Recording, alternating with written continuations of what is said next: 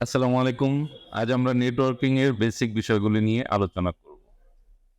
শুরুতে আমরা জেনে নেব নেটওয়ার্ক কি, ওয়ান কনফিগার কি, ল্যান কনফিগার কি। আমরা যদি গুগলে সার্চ করি নেটওয়ার্ক কি, তাহলে আমরা দেখতে পাবো ২ বা ততোধিক ডিভাইসের মধ্যে আইপি কমিউনিকেশন থাকলে ডেটা সেন্ডরিসিভ হলে তাকে নেটওয়ার্ক বলে। সবচেয়ে ছোট নেটওয়ার্কের উদাহরণ যদি আমরা দেই, তাহলে আমরা বলতে পারি দুটি ল্যাপটপের মধ্যে ক্রস কেবল দিয়ে কানেক্ট করে ২টি ল্যাপটপে ২টি আইপি বসিয়ে ফাইল শেয়ার, ফোল্ডার শেয়ার করতে পারলে এটাকে আমরা একটা ছোট নেটওয়ার্ক বলতে পারি। অথবা একটা মাইক্রোটিক রাউটারের কোনো একটি ইথার পোর্ট থেকে ল্যাপটপ কানেক্ট করে 10001 এবং ল্যাপটপে পরবর্তী আইপি বসিয়ে আমরা যদি ডেটা সেন্ড রিসিভ করতে পারি, তাহলে এটাকেও আমরা একটা ছোট নেটওয়ার্ক বলতে পারি। তাহলে আমরা বুঝতে পারলাম নেটওয়ার্ক মানে হচ্ছে কিছু ডিভাইস এবং আইপি। ডিভাইসগুলো বলতে বুঝি রাউটার, সুইচ, ল্যাপটপ ইত্যাদি। আর আইপি দু ধরনের হতে পারে, প্রাইভেট আইপি এবং পাবলিক আইপি। প্রোটোকল ভিত্তিতে আরো ২ ধরনের আইপি রয়েছে, IPv4 এবং IPv6।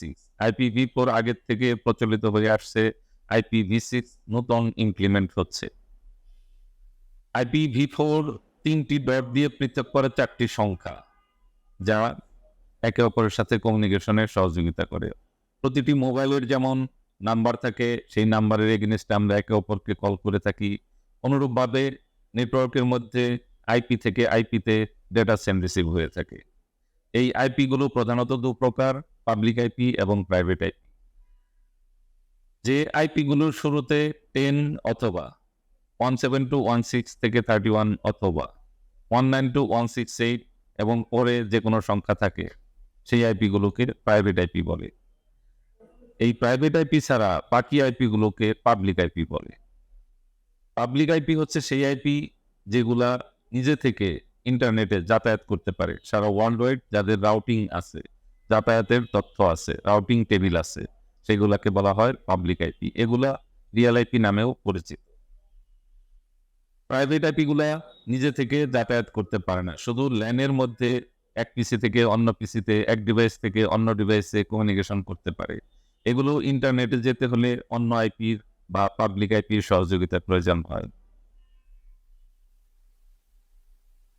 আমরা যারা বাসায় ইন্টারনেট ব্যবহার করি তারা লক্ষ্য করেছি আইএসপি কেবল কোনো নামে একটি ডিভাইসের মধ্যে কানেক্ট করা থাকে এবং ইথার পোর্ট থেকে ওয়াইফাই রাউটারে কানেক্ট করা থাকে।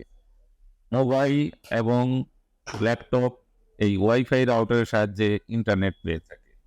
অনুরূপভাবে অনু থেকে ইউটিপি কেবল দিয়ে আমরা মাইক্রোটিকের ইথার পোর্টে কানেকশন দিতে পারি।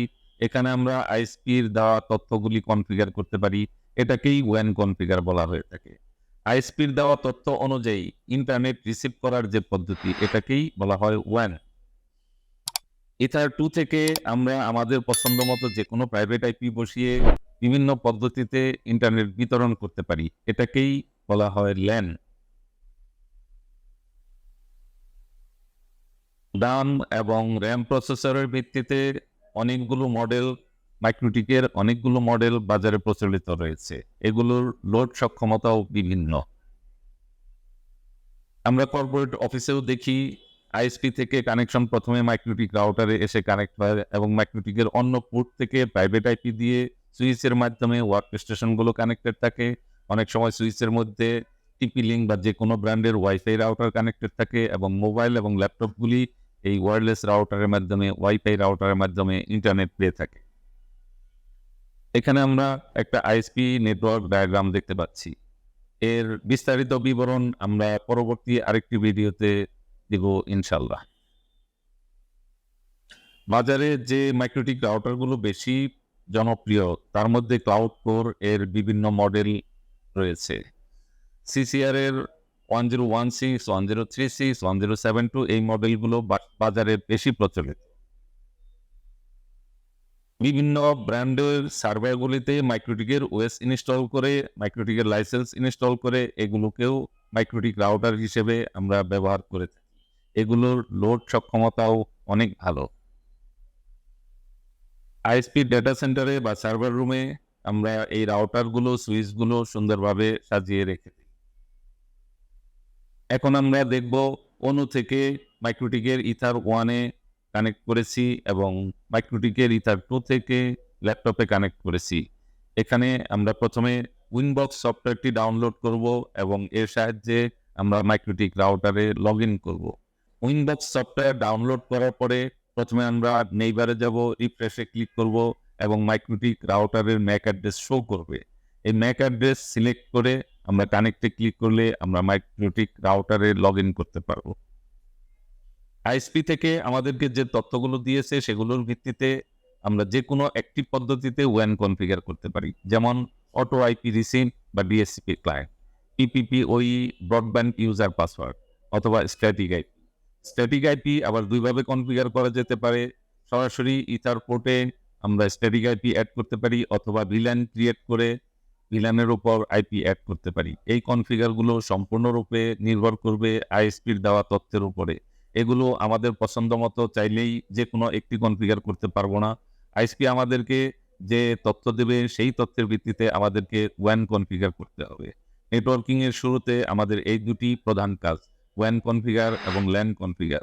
ওয়ান কনফিগার হয়ে গেলে আমরা পিং করে দেখব ইন্টারনেট পর্যন্ত সংযোগ স্থাপন হয়েছে কিনা। এরপর আমরা ল্যান কনফিগার করব। ল্যান আমরা বিভিন্নভাবে কনফিগার করতে পারি। স্ট্যাটিক আইপি বিতরণ করতে পারি, অটো আইপি বিতরণ করতে পারি, পিপিপি ইউজার নেম পাসওয়ার্ড বিতরণ করতে পারি, হটস্পটের মাধ্যমে প্রিপেইড ইউজার নেম পাসওয়ার্ড বিতরণ করতে পারি। তাহলে আমরা বুঝতে পারলাম ওয়ান কনফিগার হচ্ছে আইএসপির দেওয়া তথ্যের ভিত্তিতে ইন্টারনেট রিসিভ করা, আর ল্যান কনফিগার হচ্ছে আমাদের ইউজারদের মধ্যে ইন্টারনেট বিতরণ করা। আমরা আমাদের পরবর্তী ভিডিওতে এই ওয়ান কনফিগার এবং ল্যান কনফিগার বিস্তারিত দেখব ইনশাল্লাহ।